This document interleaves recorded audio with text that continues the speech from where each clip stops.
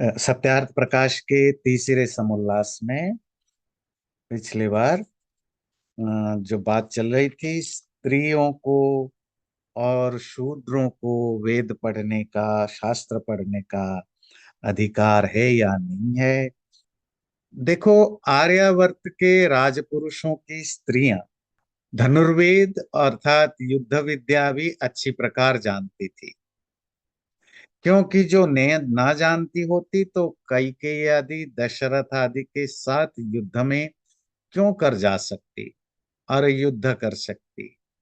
इसीलिए ब्राह्मणी को सब विद्या, क्षत्रियो को सब विद्या और युद्ध तथा राज विद्या विशेष, वैश्य को व्यवहार विद्या, शूद्रा को पाकादि सेवा की विद्या अवश्य पढ़नी चाहिए।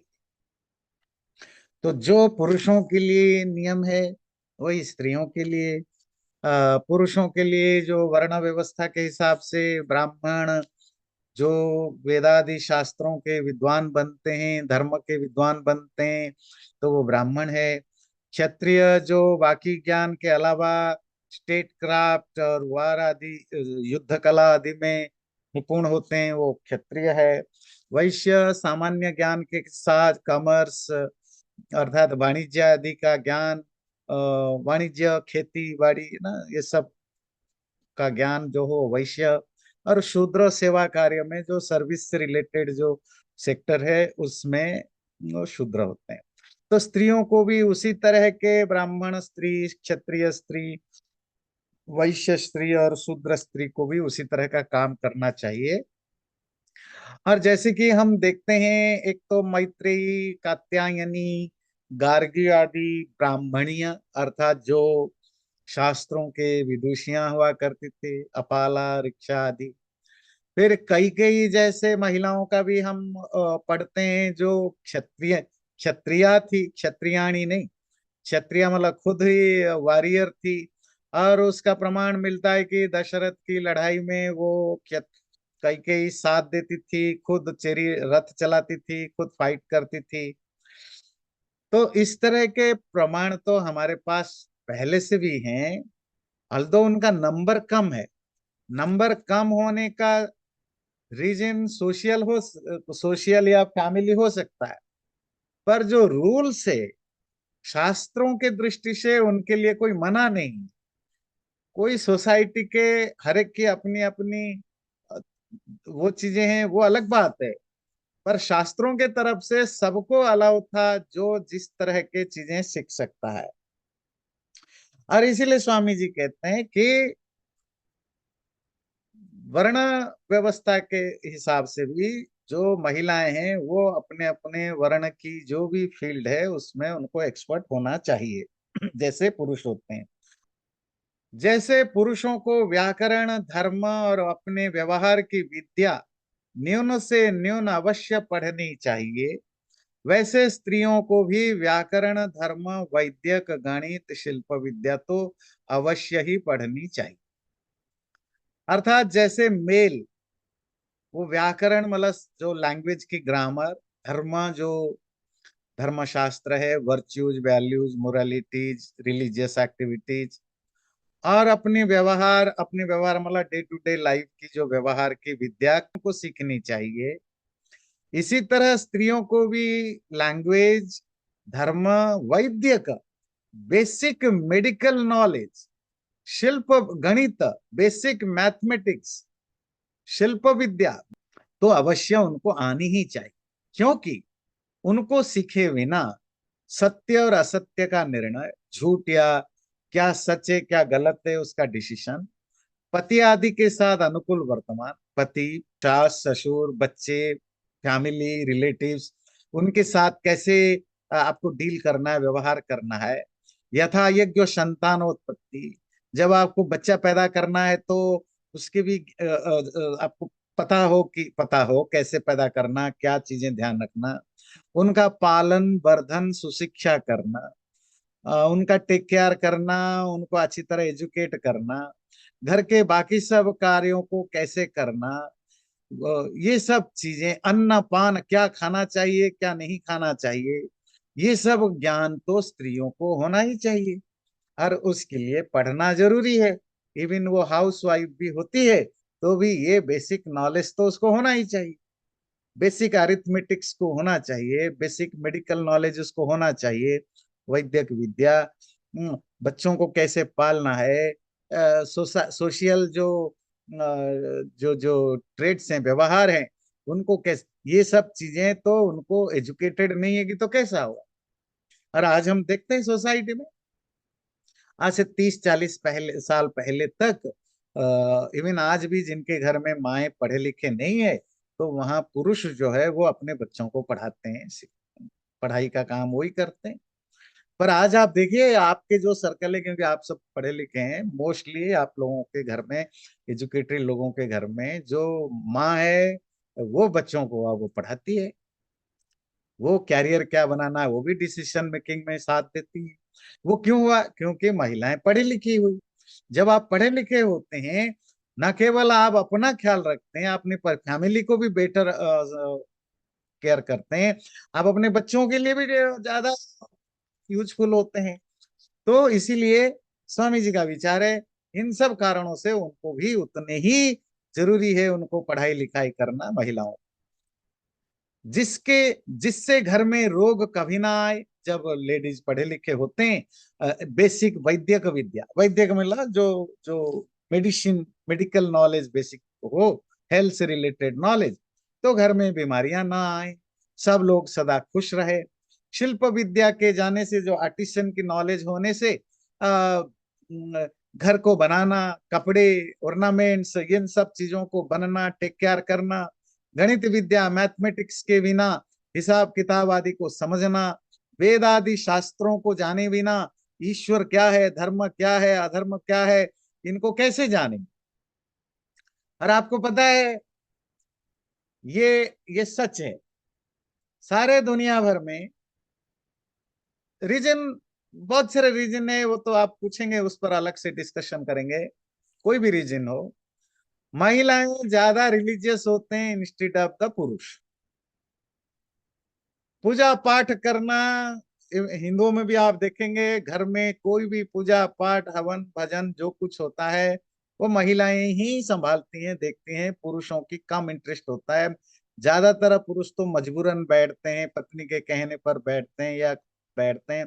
मैं तो ऐसे बहुत सारे कम्युनिटी को जानता हूं जहां पुरुष तो बैठते भी नहीं, स्त्रियां ही, पुरुष जब स्त्री थोड़ा धमकाती है, डांटती है, तो फिर बैठ जाते हैं, वो भी बेमन होकर बैठ जाते हैं, तब स्त्रियां करती हैं ये जो।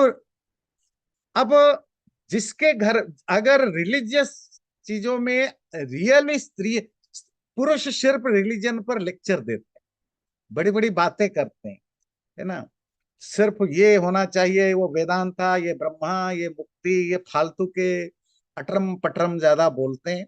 पर रियल प्रैक्टिस में बहुत कम पुरुष करते हैं, प्रैक्टिस में मोस्टली स्त्रियां ज्यादा ईश्वर भक्त होते हैं, हिपोक्रिट कम होते हैं।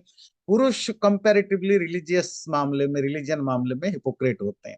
वो सिर्फ हिंदुओं में नहीं, आप इस्लाम में देखो, क्रिश्चियनिटी में देखो, बुद्धिस्ट में देखो, कहीं भी देखो, हिपोक्रेसी, पैसा कमाना, पावर, रिलीजन के नाम पर, रिलीजन के नाम पर हिपोक्रेसी करना, पैसा कमाना, पावर लेना, सोशल अप्रिसिएशन लेना, ये पुरुष इसका फायदा उठाते हैं रिलीजन का।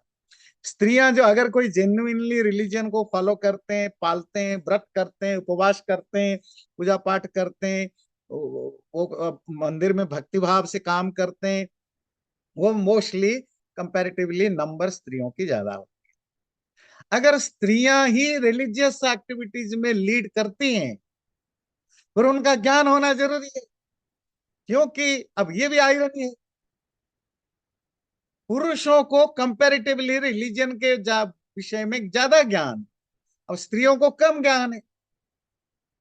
अब जो रिलीजन का कंट्रोल करती है घर में, फैमिली के रिलीजन को, धर्म को, पूजा पाठ को, उसका ज्ञान कंपैरेटिवली कम होता है। और जिसका कोई मतलब ही नहीं है, जो इंटरेस्ट ही नहीं है, उसको ज्यादा, कंपैरेटिवली ज्यादा ज्ञान।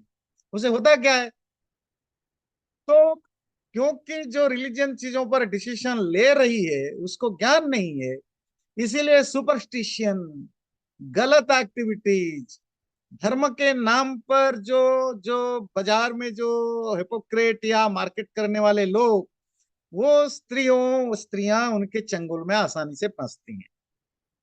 चलो हम हिंदू की बात करते हैं। आप अगर सामने देख नहीं सकते जा करके, तो अगर कोई धार्मिक चैनल, इंडियन चैनल्स वगैरह आपके पास हैं, तो जितने वहाँ रिलीजियस चैनल होते हैं, जैसे आस्था, ना वो सब जो चैनल होते हैं, अब तो सैकड़ों चैनल हो गए हैं, उनमें आप देखेंगे लाइव टेलीकास्ट होता है। बड़े बड़े जो कथाएं चलती हैं या प्रवचन वगैरह होते हैं, उनमें जो 1 लाख की, 50,000 की, 25,000 की जो भी भीड़ होती है, उस भीड़ में 70 to 85% स्त्रियां होती हैं। मुश्किल से 15-20%, 25%, 30% तक जाएंगे जहां पुरुष होते हैं। तो स्त्रियां हर जगह होती हैं, पर क्योंकि वो एजुकेटेड नहीं होते हैं, नॉर्मली एजुकेटेड नहीं होते हैं, एजुकेशन उनको नहीं दी जाती, जिसके कारण उनको सही गलत सोचने की एबिलिटी डेवलप नहीं हुआ, जिसके कारण जो बाजार में ये जो मार्केटिंग करने वाले जो बाबा लोग हैं, उनके चंगुल में फंसते हैं। वो एजुकेशन ही है जो उनको ऐसे गलत लोगों से छुटकारा दिला सकता है। क्योंकि स्त्रियां मोस्टली एजुकेटेड नहीं होती हैं, फिर एस और वो रिलीजियन चीजों में लीड करती हैं, तो गलत हमेशा होती है। तो ये इसलिए स्वामी जी कहते हैं कि जब उनको वेद आदि शास्त्रों का अच्छा ज्ञान होगा, तो फिर फैमिली में अपने लिए और अपने फैमिली के लिए जो धार्मिक चीजें होती हैं, धार्मिक क्रियाएं या रिलीजियस एक्टिविटीज है, उसमें वो बेटर रोल अदा कर सकते हैं। इसीलिए वो लोग धन्य हैं, कृतकृत्य हैं, जो अपने संतानों को ब्रह्मचर्य, उत्तम शिक्षा और विद्या से शरीर और आत्मा के पूर्ण बल को बढ़ाएं, जिससे वह संतान माता पिता पति सास ससुर राजा प्रजा पड़ोसी इष्ट मित्र और संतान आदि से यथा योग्य धर्म से बरतें। जब स्वामी जी एजुकेशन की बात करते हैं, इट्स नॉट अबाउट द जो मॉडर्न डेज की जो एजुकेशन है, मतलब सिर्फ प्रोफेशन के लिए जो पढ़ाई होती है, वो तो आपका एक पार्ट होना चाहिए। जो जॉब के लिए जो हम पढ़ाई लिखाई कर, जो जो एंशियंट जो इंडियन स्टाइल ऑफ एजुकेशन था, उसमें प्रोफेशन तो इंक्लूडेड था ही, प्रोफेशनल एजुकेशन। उसके अलावा मैनर, बिहेवियर, सोसाइटी में कैसे आपको रहना है, लोगों के साथ कैसे चलना है, मोरालिटी, वर्च्यूज, धर्म, स्पिरिचुअलिटी, इन सबका एजुकेशन होता था।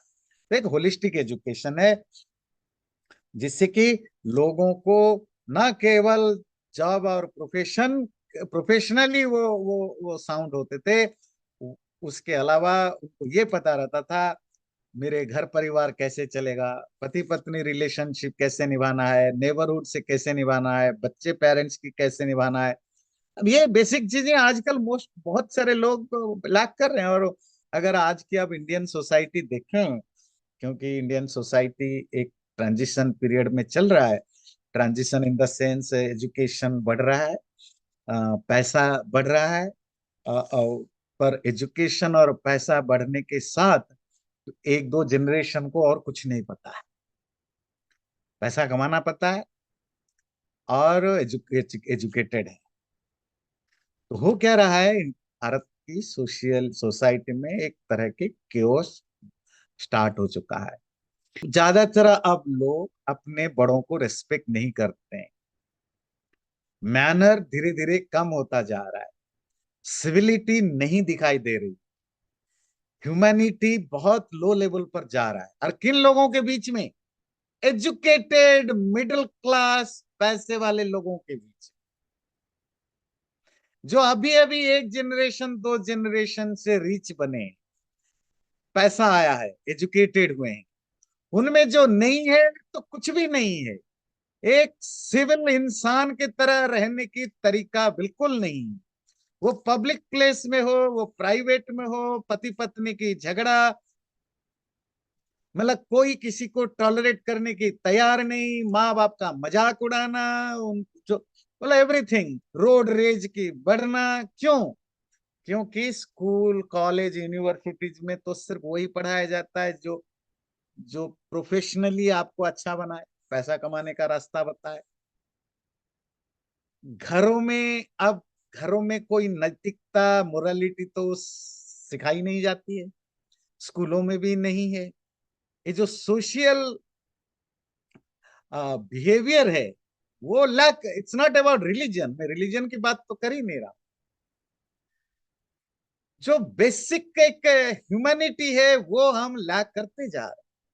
इवन एम्पैथी, रास्ते में एक्सीडेंट्स होते हैं या कुछ बुरा होता है, आप दिल्ली मुंबई मद्रास वगैरह में देखिए, मतलब एक्सीडेंट में आदमी मरा पड़ा हो, तड़प रहा हो, लाखों लोग जा रहे होंगे, देख देख भी रहे होंगे, कोई पुलिस को ना बुलाने वाला ना हेल्प करने वाला, रेयरली कोई हजारों में एक आता है सामने। एम्पैथी जीरो होती जा रही है, सिंपैथी तो सवाल नहीं उठता। क्यों? में कोई खड़ा होना नहीं चाहता है सब। सबसे पहले ये एजुकेटेड मिडिल क्लास पैसा वाला आदमी क्यों तोड़ना कोशिश करता है? ब्राइब देता, यही है मिडिल क्लास का आदमी, ब्राइब देता है और ब्राइब लेता है। मैं मिडिल क्लास कहता हूँ, ये जो नया जनरेशन, क्योंकि हमें ना फैमिली में ना स्कूल में ना कॉलेज में basic morality, basic virtues, basic humanity, basic social behaviour हमें नहीं सिखाया गया, लाया गया। तो chaos शुरू हो गया। देखा, जापान भी रिच बना, चाइना भी रिच बना, हमारे सामने बना चाइना अभी 25-30 साल में, एजुकेटेड और रिच बना। पर चाइनीज लोगों में कंपैरेटिवली वो सिविलिटी खत्म नहीं। हमारे सामने थाईलैंड, मलेशिया, वियतनाम, ये सब डेवलप हो रहे हैं, ये सामने डेवलप हो रहे हैं हमारे सामने फाइनेंशियली। वहां एजुकेशन बढ़ रहा है, वहां पैसा बढ़ रहा है, लोग रिच बन रहे हैं। पर वहां की सिविलिटी है वो कम नहीं हुई, वो उतने ही रेस्पेक्टफुल है, वो रेस्पेक्टफुल है वहां। उल्टा तो वहां आज भी वही हाथ जोड़ के झुक कर प्रणाम करते हैं। अब कितने इंडियन आज के डेट में एजुकेटेड इंडियन लोग हैं जो आपको झुक के नमस्ते करके प्रणाम करते हैं? तो क्यों, कौन सिखाएगा? ना घर में पेरेंट्स ने सिखाया, ना स्कूल में सिखाया, ना कॉलेज में सिखाया। तो अब बड़ा भयंकर हम सोशल ट्रांजिशन से गुजर रहे हैं, इसको ना गवर्नमेंट हैंडल कर सकता है ना कोई। पर ये हो रहा है, गवर्नमेंट इसीलिए नहीं कर सकता, वो कोई किसी की पार्टी का भी गवर्नमेंट हो, हमने एक स्ट्रक्चर बना रखा है कि मोरालिटी, ये सब बातें करना, जो भी सरकार करेगा वो फैसिस्ट कहलाएगा, तो सरकार इस पर बात नहीं कर सकती। स्कूल कॉलेज में इसके लिए कोई सिलेबस नहीं होता है। पेरेंट्स सबसे बिगड़े हुए होते हैं, जो फिलहाल जो पिछले 25-40 साल की जो पेरेंट्स है, उनको ना ट्रेडिशन पता है ना मॉडर्न पता है, ना यूरोपियन कल्चर पता है ना इंडियन कल्चर पता है। उनको वेस्टर्न कल्चर के नाम पर नाच गाना खाना पीने के अलावा और उनको लगता है यही है वेस्टर्न कल्चर। पर वेस्टर्न कल्चर में सिविलिटी भी है, एम्पैथी भी है, पंक्चुअलिटी भी है, बहुत कुछ है, वो हमें नहीं सीखा। तो एक केओस की सिचुएशन में जा रहे हैं। तो इसीलिए ये मैं बताया कि हमारे जो एंशियंट इंडियन एजुकेशनल सिस्टम था वो एक होलिस्टिक था, और अभी यूरोपियन और वेस्टर्न सोसाइटी भी उसी तरह का रास्ते में है, पर हम उसको लैक कर रहे हैं। तो इसीलिए स्वामी जी की बातें काफी आपको कंटेम्पररी चीजों के साथ भी देखने की जरूरत है। आगे स्वामी जी थोड़ा विद्या पढ़ाई लिखाई की थोड़ी ग्लोरिफिकेशन करते हैं। ये जो विद्या अर्थात नॉलेज या एजुकेशन है, ये एक कोश है, अक्षय कोश है। अक्षय कोश वाला इम्पेरिशेबल ट्रेजरी है, जिसको जितना व्यय करे उतना बढ़ता है, अन्य सब कोश व्यय करने से घट जाते हैं। दाय भागी भी निजी भाग ले लेता है, विद्या कोश का चोर दाय भागी भी नहीं हो सकता। इस कोश का रक्षा और वृद्धि करने वाला विशेष राजा और प्रजा है। ये तो एक संस्कृत में श्लोक है ना, विद्या नाम नरस्य रूपम अधिकम प्रच्छन्न गुप्तम धनम। ये बड़ा इंटरेस्टिंग श्लोक है। तो कहते हैं vidya the most sacred and hidden treasury है, और वो ऐसी ट्रेजरी है जिसको कोई चोर लूट नहीं सकता, पड़ोसी मांग नहीं सकता, देने पर कम नहीं होता, देने पर बढ़ता है ना। बाकी आपके पास जो वेल्थ है उसको आप अगर डिस्ट्रीब्यूट करोगे वो घटेगा। ज्ञान अगर आप बांटने लगोगे, पढ़ाने लगोगे, सिखाने लगोगे, ज्ञान बढ़ता है ना नहीं। तो एक सुंदर श्लोक है, उसी को स्वामी जी ट्रांसलेशन करके रखते हैं। और स्वामी जी का मानना है ज्ञान बढ़े, इसकी प्राइमरी ड्यूटी है राजाओं की, गवर्नमेंट की। और सेकेंडरी ड्यूटी है ऑर्डिनरी पीपुल, कॉमन लोगों की। राजा और प्रजा ये दोनों का काम है ज्ञान को बढ़ाने दें। कन्यानाम संप्रदानम च कुमाराणाम च रक्षण मनुस्मृति। राजा को योग्य है सब कन्या और लड़कों को उक्त समय से उक्त समय तक ब्रह्मचर्य में रख के विद्वान करे। मतलब it is the duty of the king to arrange that girls and boys both should practice brahmacharya, brahmacharya मतलब student life, and receive education from such and such age up to such and such age। अर्थात हर government को ये rule करना चाहिए, क्या, mandatory education. अब इस as से इस एज तक तो आपको पढ़ना ही पड़ेगा, कुछ भी कर लो। आई थिंक मॉडर्न डेज में मोस्ट ऑफ कंट्रीज में ये रूल लागू हो गया है, मैंडेटरी एजुकेशन। अमेरिका में भी है ना। अगर नहीं है तो आपको रिपोर्ट करना पड़ता है अगर बच्चा आपका स्कूल नहीं जाता है, तो वो तो है। और उसका फिक्स है भाई, 5 साल या 6 साल जो भी है, यहाँ से लेकर के तो आपको 12 तक या जो भी 18 ईयर्स तक आपको बेसिक एजुकेशन तो लेना पड़ेगा। और जो भी दुनिया भर में वेलफेयर गवर्नमेंट है वो मॉडर्न डेज में यही कर रहे हैं। और स्वामी जी तो 200 साल पहले ये बात कर रहे हैं। ये गवर्नमेंट को ये रूल बनाना चाहिए कि इस एज से इस एज तक हर बच्चे को, लड़का हो लड़की हो, स्कूल में या एजुकेशन लेना जरूरी है। और अगर कोई पेरेंट्स ऐसा नहीं करते हैं दे शुड बी पनिश्ड, है ना। और देखिए आज मोस्ट ऑफ आपके अमेरिका में सेम चीज है। आपका बच्चा 4 दिन स्कूल नहीं जाता है, स्कूल से आ जाता है, कोर्ट में आपको पहुंचना होता है। तो अगर आप ज्यादा दिन वो नहीं करते हैं, तो कोर्ट में आपको बताना होगा कि आपका बच्चा क्यों नहीं गया। तो ये पनिशमेंट पेरेंट्स को मिलता है। पर ये 150-200 साल पहले स्वामी जी इस बात को रख रहे थे। स्वामी जी कह रहे हैं राजा की आज्ञा से 8 वर्ष के पश्चात लड़का या लड़की किसी के घर में ना रहने पाए, किंतु आचार्य कुल में रहे, तब जब तक समावर्तन का समय ना आ जाए तब तक विवाह ना हो पाए। तो स्वामी जी का कहना है कि government should make a rule. उन दिनों तो राजा हुआ करते थे, तो इसलिए राजा कहते हैं राजाओं को रूल बनाना चाहिए। क्या, 8 साल के बाद, 8 साल हमारे ट्रेडिशनली जो गुरुकुल सिस्टम था, वहां 8 साल होता था मिनिमम एज गुरुकुल में जाने के लिए। जैसे आजकल 6 साल, 6 ईयर जो होता है वो होता है आपको फर्स्ट ग्रेड में एडमिशन के लिए, मिनिमम 6 ईयर्स। उससे पहले प्री एजुकेशन, प्री स्कूलिंग होती है, जिसको आप नर्सरी केजी वगैरह कहते हैं। तो प्राचीन काल में 8 साल से जो नीचे है वो होम एजुकेशन हुआ करता था, अर्थात माँ बाप उनको सिखाते थे। 8 साल में फॉर्मल एजुकेशन माना जाता था। मेरे ख्याल से कुछ स्कैंडिनेवियन कंट्रीज में भी 7 या 8 ईयर्स की कुछ है ना। क्योंकि साइकोलॉजिकली बच्चा ज्यादा स्ट्रेस में ना रहे फॉर्मल एजुकेशन में। तो देखिए हमारे समय में, जब मेरे साल पहले तो 4 साल का था, फिर हमारे समय समय 5 ईयर्स हुआ, अब 6 ईयर हो गया है, इंडिया में भी हो गया, यहाँ भी हो गया है वो। पर ध्यान रखिए हमारे यहाँ फिक्स था 8 साल बच्चे को मिनिमम होना चाहिए फॉर्मल एजुकेशन के लिए। अब आप देखिए किस किस कौन साइकोलॉजी में बहुत आगे था, चाइल्ड साइकोलॉजी में, है ना। फॉर्मल एजुकेशन की जो स्ट्रेस है उसको लेने का जो एज है। और कुछ स्कैंडिनेवियन कंट्रीज में जो मुझे पता है, मैं नट श्योर, गूगल करना पड़ेगा, तो वहाँ 7 या 8 साल का वो है जो प्राइमरी एजुकेशन स्टार्ट करने का। सर्वेशम, अच्छा स्वामी जी कहते हैं जब जब तक वो वहां से ग्रेजुएट, समावर्तन ना हो जाए, उनका स्कूल में ग्रेजुएट ना हो जाए मिनिमम उतना, तो उनका विवाह ना कराएं। सर्वेशामेव दानानां ब्रह्म दानम विशिष्यते, वारी अन्न गो महिवासस्तिलकांचन सर्पिशाम। ये मनुस्मृति को स्वामी जी कोट कर रहे हैं, 4, 2, 3, 3। चतुर्थ अध्याय के 233 श्लोक। क्या है? जितने तरह के दान है, जितने तरह की चैरिटी है, उनमें ब्रह्म दान सबसे बड़ा है। ब्रह्म कहते हैं ज्ञान को, यहाँ ध्यान दीजिए।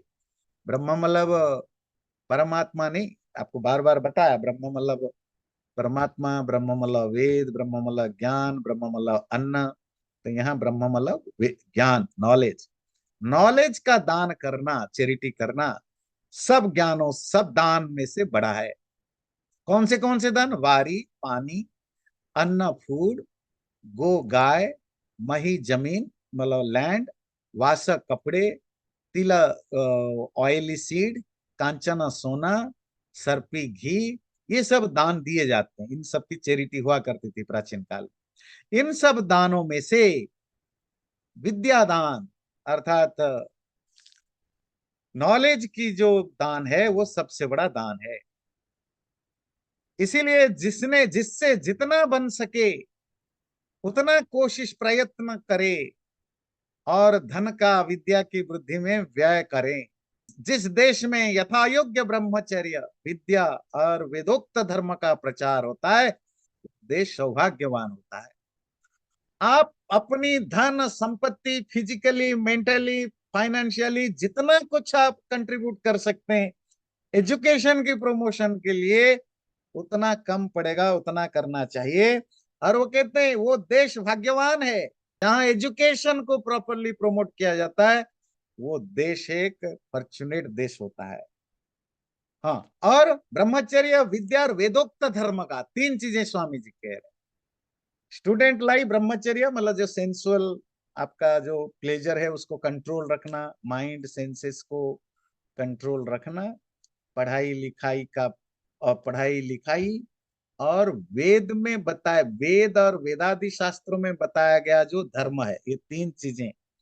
जिस देश में वैदिक धर्म का, एजुकेशन का, और तीसरा है बॉडी माइंड आदि को कंट्रोल करने का, ये तीन चीजों को प्रमोट किया जाता है, वो देश एक फॉर्चुनेट, या वो सोसाइटी एक फॉर्चुनेट देश होता है। धर्म, आप, हमने काफी कंपैरेटिव रिलीजियस स्टडीज की है यहाँ, आप समझ सकते हैं। जिसको वैदिक धर्म या ओल्डन हिंदू धर्म मतलब आज की जो हिंदू प्रैक्टिस कर रहे हैं, जो जो ये जो नेओ हिंदुइज्म पैदा हुई है उसकी बात नहीं, ये तो किसी क्रिश्चियनिटी और इस्लाम से कोई ज्यादा फर्क नहीं दिखता। जो आजकल की जो जिस तरह के हिंदू धर्म का जो प्राचीन रूप है, जो शास्त्रों में हिंदू धर्म का स्वरूप जो शास्त्रों में बताया गया है, वो धर्म और एजुकेशन और मन इंद्रिया आदि को कंट्रोल करना, ये तीनों एक्चुअली किसी भी सोसाइटी के लिए एक ट्रेजरी है। यह ब्रह्मचर्य आश्रम की शिक्षा संक्षेप में लिखी गई। इसके आगे चौथे समोल्लास में समावर्तन, विवाह और गृहाश्रम की शिक्षा लिखी जाएगी। तो तृतीय समोल्लास संपूर्ण। तो चौथे चैप्टर में जो हम पढ़ेंगे वो पढ़ेंगे तीन चीज। मतलब एक तो ये तो अभी जो थर्ड चैप्टर में आपने पढ़ा एजुकेशन और एजुकेशनल जो स्टेट होता है वो ब्रह्मचर्य आश्रम, तो उससे रिलेटेड डिटेल पढ़ा।